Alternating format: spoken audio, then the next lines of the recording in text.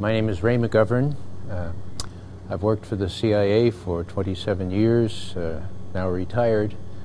I was a Soviet specialist at first. My graduate degree is in Soviet studies. And then I had more responsible jobs in a worldwide kind of coverage nature, working for the President's Daily Brief, actually briefing that one-on-one with some of the President's senior advisors, and working as a chair of the National Intelligence Estimates, which are the supreme genre of analytical product, which the director of the National Intelligence now signs on the cover and presents to the President and the senior advisors. So I was on the substantive side of the agency as distinct from the operational side. No, it's a sort of a term of the trade.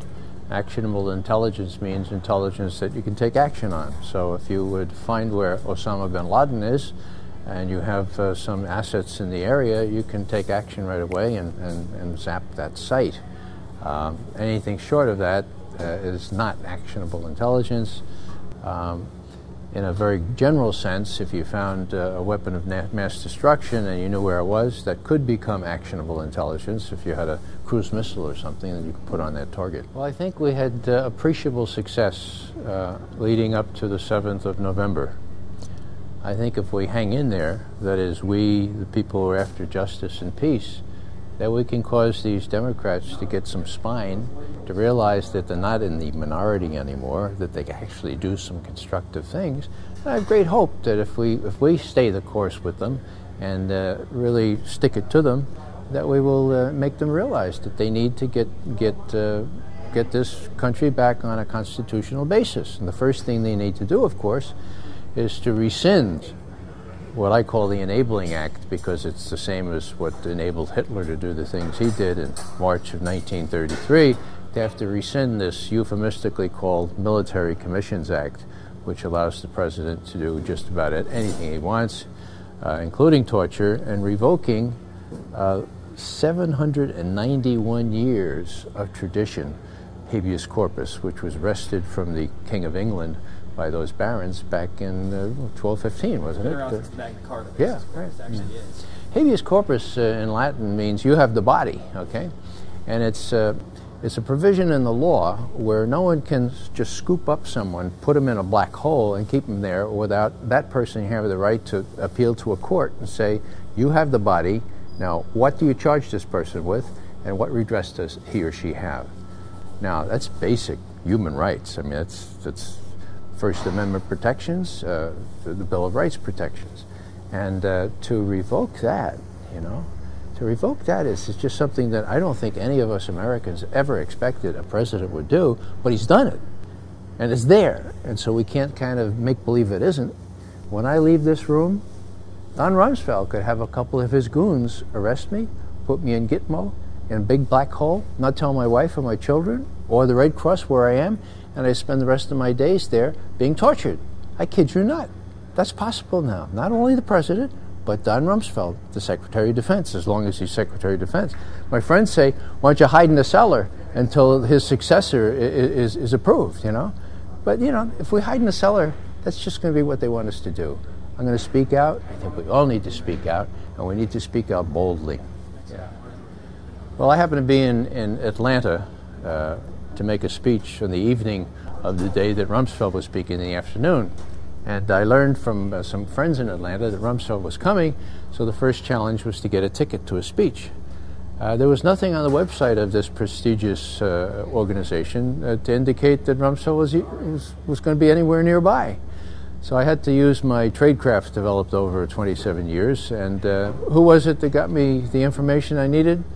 The World Can't Wait. Very imaginative, forward-looking women. And they told me a website that I could get a ticket from quite legally. The only rub was it's going to cost me $40. Now, that was the most difficult decision in the whole thing. $40 to hear Donald Rumsfeld? I mean, that was a stretch. I laid it out, credit card, and so I got there, sat myself right next to one of the mics on the left there, and then prepared my speech. I had a whole bunch of documents. I was preparing my speech for the evening. And it turned out that those documents related to Donald Rumsfeld, and when he got up and started saying, oh, my goodness, a lady had protested that he was a liar, that he was a war criminal, and she got carried out, and he did this little Rumsfeldian act and said, gosh, it's just so corrosive to the body politic and the government when someone accuses the president of lying, of misleading, of being a war criminal. We can't have that. We need the trust of the people in order to govern.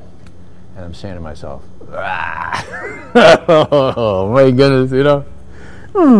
And so I decided then and there that I needed to ask him a question if I had a chance. But then it was one of, should I or should I not? Look at all these people. It was a very, very establishment audience. I thought maybe they'd lynch me.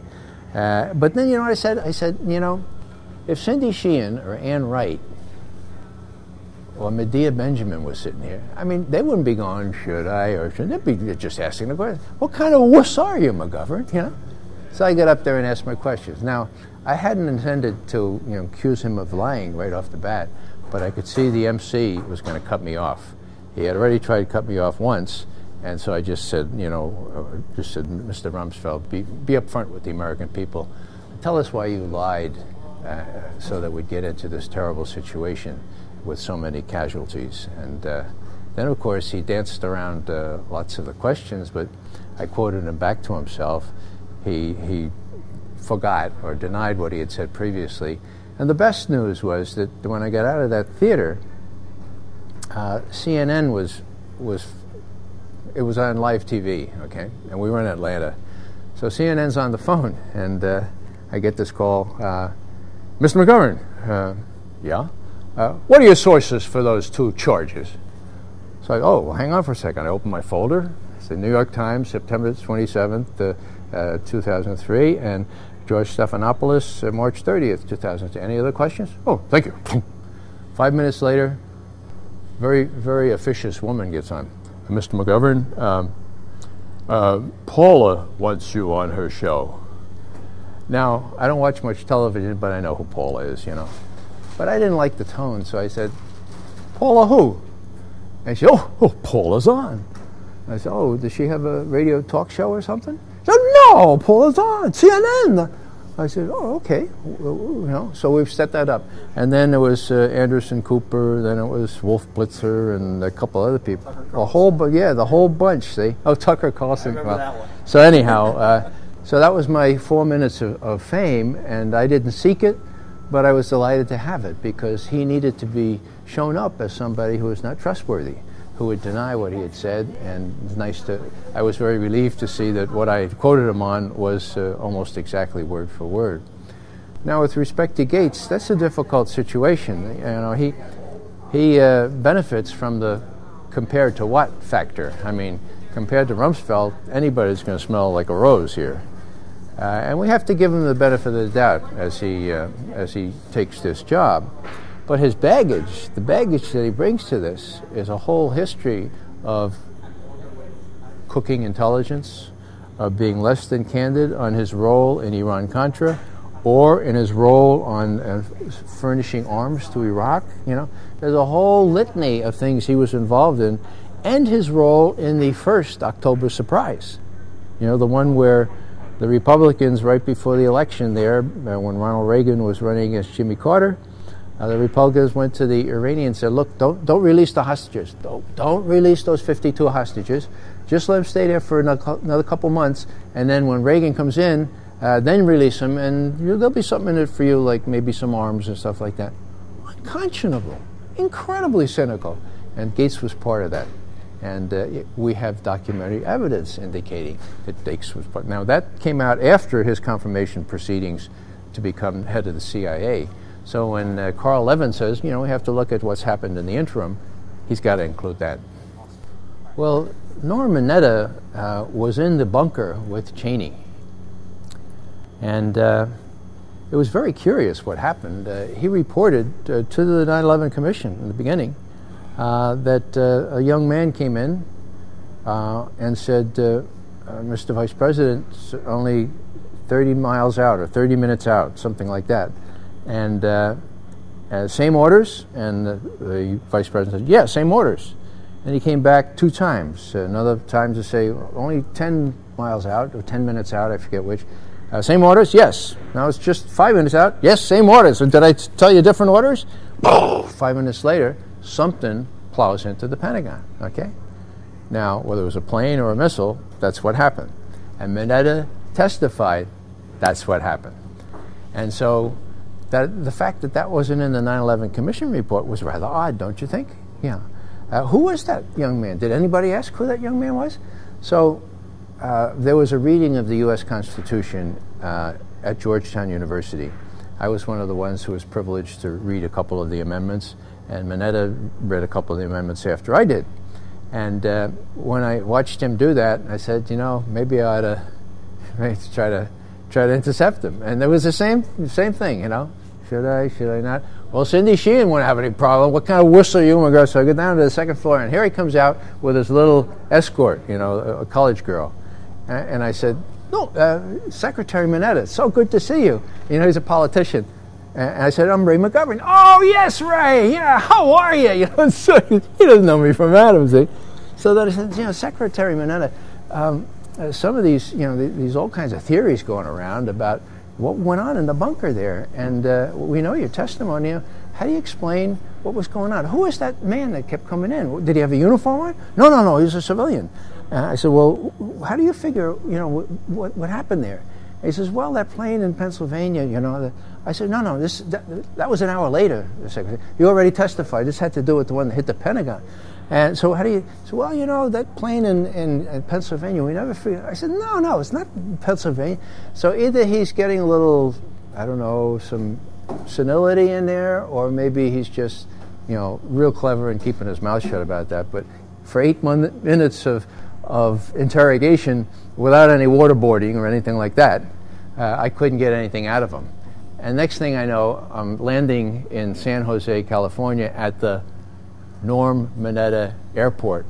And so I guess if you keep your mouth shut, they'll name an airport after you. Well, he did resign. Well, I think that the 9/11 Truth Movement is something to be applauded. That the reason that it's so necessary is that there are so many unanswered questions. And those questions are unanswered because this administration won't answer them. I mean, it's that simple, okay?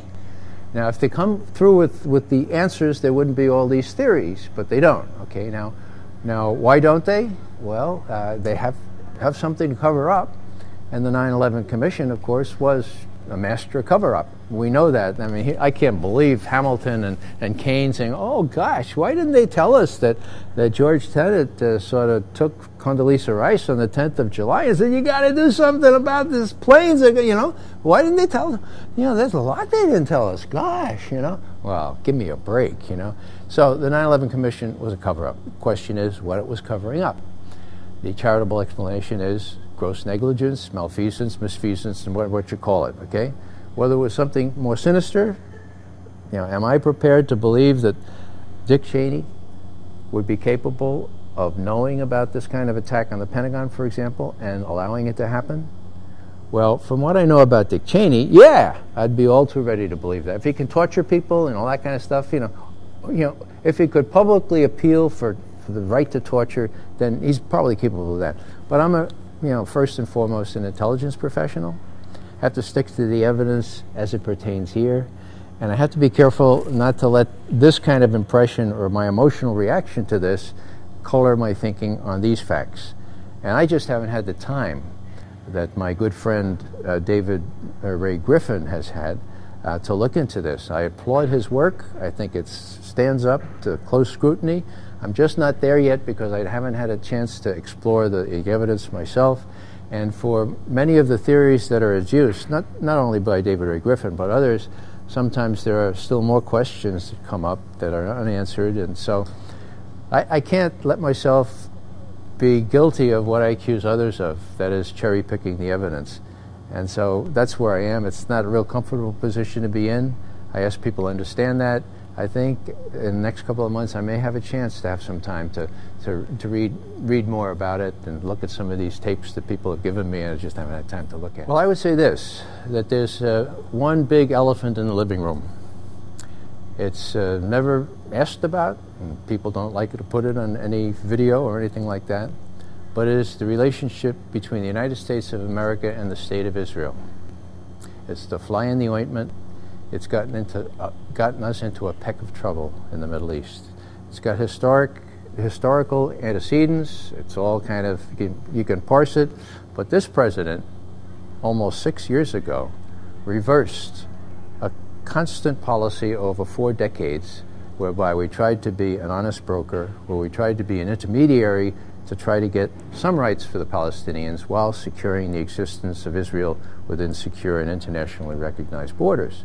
He reversed that. At the very first NSC meeting, we know this because the Secretary of the Treasury, Paul O'Neill, was there, and he wrote it in his book. And what the president said is, first thing he said, okay, we know who our friends are in the Middle East. No more of this honest broker stuff. We're going to give Ariel Sharon his head. Anybody know Ariel Sharon? And Powell raised his hand. Yeah, I know him. Well, we're just going to, what do you think? And Powell says, well, I think that might be dangerous to unleash Ariel Sharon. He said, well, the president says, well, sometimes a show of force can be a good thing. You know, we'll see what happens. Well, we've seen what happened, right? Last 6 years, we've seen what happened. And so he reversed that policy, and the sooner we get back to a policy where we recognize that the Palestinians also have a right to exist, as soon as our politicians can get bold enough to say, look, this is a justice issue. You can't have peace without justice. I mean, you can go back to the Bible for that, because that's biblical, right? Peace is simply the experience of justice in biblical terms. And that's true today as it was back then.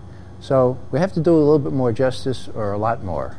And once we do that, once we grapple with this very knotty problem and show that we're willing to recognize the rights of the Palestinians as well as the Israelis and not just give lip service to them, then there's some hope for a movement in the Middle East, and there's some hope that we could address the other grievances that Palestinians and other Muslims and Arabs feel against our policies, because it's not that they hate our freedom, it's not that they hate our democracy, they hate our policies. And, you know, when Don Rumsfeld said, as he did, I just, can't figure out these people. Why would anybody strap a plastique around his belt and blow himself up just to kill other people? You don't understand that. Well, all he needs to do is look at Al Jazeera one night, okay? And what will he see? He'll see helicopter gunships, he'll see fighter bombers, he'll see tanks, he'll see bulldozers made in Peoria, all made in America, wreaking havoc on the West Bank and now again in Gaza. That's what they see. And there are 1.3 billion Muslims out there, and they're not going to let us do that much longer, and they're certainly not going to let us prevail in Iraq. So as soon as they kind of recognize that, as soon as that you realize that to defeat terrorism, okay, it's exactly the way you defeat malaria. Now, with malaria, you follow the mosquitoes back to where they breed, right? Okay, and then when you find the swamp, then you set up sharpshooters around the swamp, and you try to shoot all the mosquitoes as they leave the swamp, right? Not right, okay? And so it is with terrorism. You find out what swamp breeds these grievances, and you don't try to shoot all the terrorists as they come out of the swamp. You drain the swamp. To drain the swamp of the legitimate grievances that the Arabs, the Muslims, the Palestinians feel.